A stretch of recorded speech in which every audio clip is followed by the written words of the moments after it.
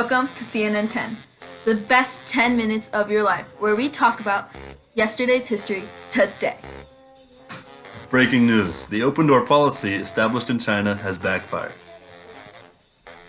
The Boxer rebels, also known as the Righteous and Harmonious Fist, have been attempting to destroy outside influence and killing missionaries and Chinese converts to Christianity.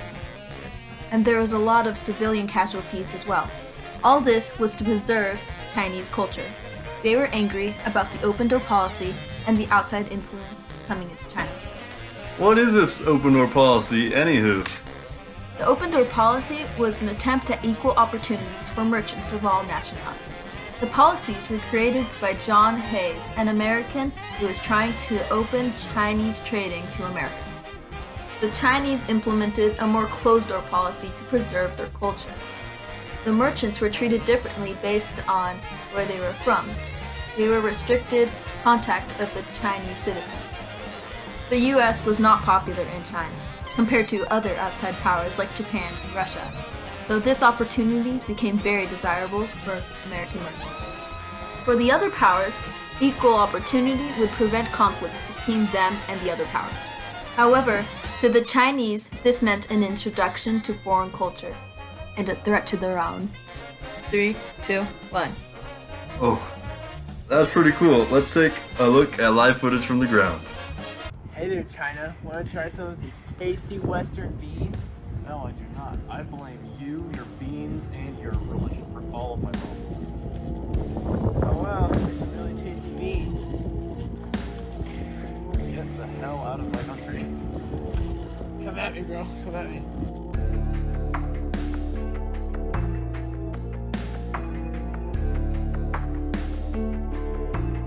When the foreign barbarians preach their religion, they say they are urging men to do good, but in fact they are disrupting our government, creating turmoil in our system, destroying our customs and deceiving our people.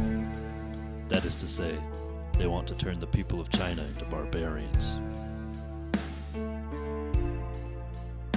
No rain comes from heaven, the earth is parched and dry, and all because the churches have bottled up the sky.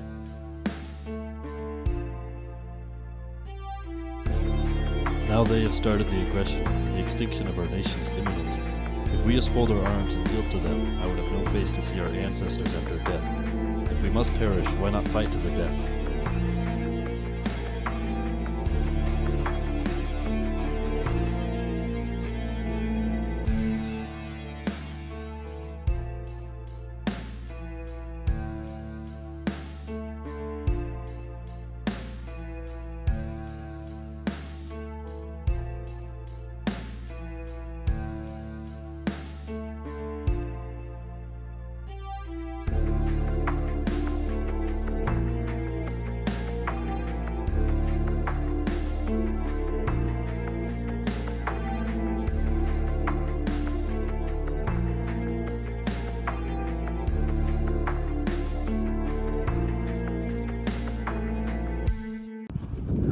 Boxer Rebel, Oh, hello. how does it feel to beat foreign influence out of your country?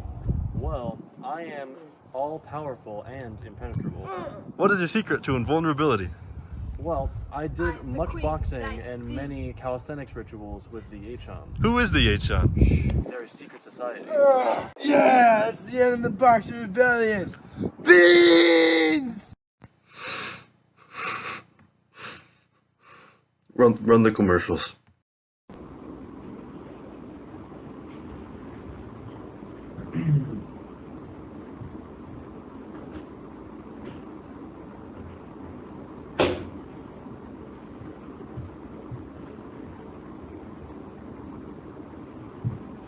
Hello, ladies and gentlemen. My name is Elias Howe, and I just ripped this shirt in half.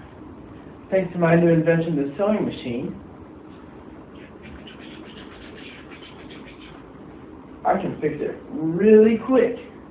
Not only does the sewing machine fix shirts, but it can also fix your coat and trousers if you need them to. This machine is also really fast. It can outsew 5 human beings.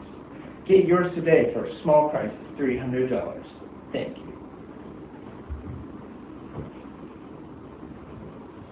While we try to gather more information about what's happened in Beijing, here is a debate between an imperialist and an anti-imperialist. I support imperialism because it can improve the lives of the population and contribute to industrialization of communities. But imperialism also contributes to the spread of disease and have the ability to wipe out cultures and nations. Yes, imperialism can contribute to the spread of disease, but so does immigration and trade. Therefore, imperialism is no different than trade. As for the elimination of cultures, people losing traits and aspects naturally happens over time, and imperialism just speeds up the process and makes the nation more diverse. Imperialism creates its own traditions and ethnicities, replacing the potentially lost cultures. Yeah, but imperialism, it couldn't possibly help the community more than it harms it. I beg to differ. Imperialism not only enhances industrialization, but influences the creation of better technologies and improves the healthcare system of the public. Okay, sure, but what about the exploitation of the people who lived in the country being imperialized?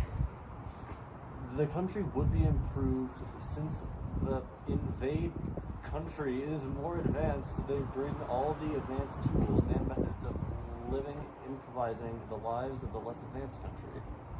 Imperialism can actually have the opposite effect, and the advanced country that is taking over exploits local resources for themselves and leaves the local population to fend for itself with fewer resources than it had before. Well, that's unfortunate, but imperialism can... Al, you didn't finish this. I did. Scroll down, it's on the next page. Oh, okay. Okay. All right. Let's go. I can't read it now. Oh my god. I know what the top line is, just go to the bottom one. Just so you guys know, the camera's still rolling. Yeah, I know, Brendan Yes. just... This is going on the blooper reel. Yeah, we have a lot of bloopers. Yo, we should actually make a blooper. We have Also, some it's- really it's funny not- stuff of Brendan. It's not exploitation, it's exploitation. Oh, it sounds... Okay. 3, 2, 1, go. Well, that's unfortunate, but industrialization can also open up more educational opportunities for the public. Modern educational curriculums and teaching methods come with the practice of imperialism. Doesn't imperialism create conflict between the countries? For example, many rebellions may form and fight back, not only, but if one strong nation moves in on a weaker nation, because there is a wealth of resources available under the strong nation might challenge the process of leading to a war. You're right, some things about imperialism aren't that great, but that is likely not to happen. Well, actually, it happens quite often during imperialism. No one wants to be invaded or taken over. The US even rebelled against imperialism in the 18th century, becoming a nation very costly for both sides. A lot of precaution and planning must take place to avoid as much backfire as possible. I agree, imperialism is a tedious process, but if it must take place, at least it's not all bad. Imperialism can open up access to other goods, and their desire to seek out more markets for products and service transactions. Indeed, but I wouldn't support imperialism whatsoever. Well, we're at a disagreement. It's Brendan back with information about the situation in Beijing.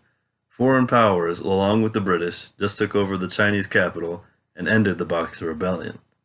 In this single year, the tragic conflict happened. 100,000 people died, mostly being Chinese civilians. My heart goes out to the Chinese people, and for the people at home, have a good night.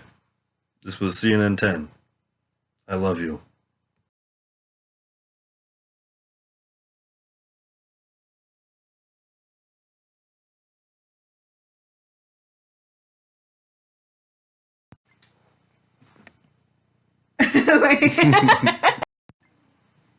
Have been attempting to destroy outside influence and killing missionaries and Chinese.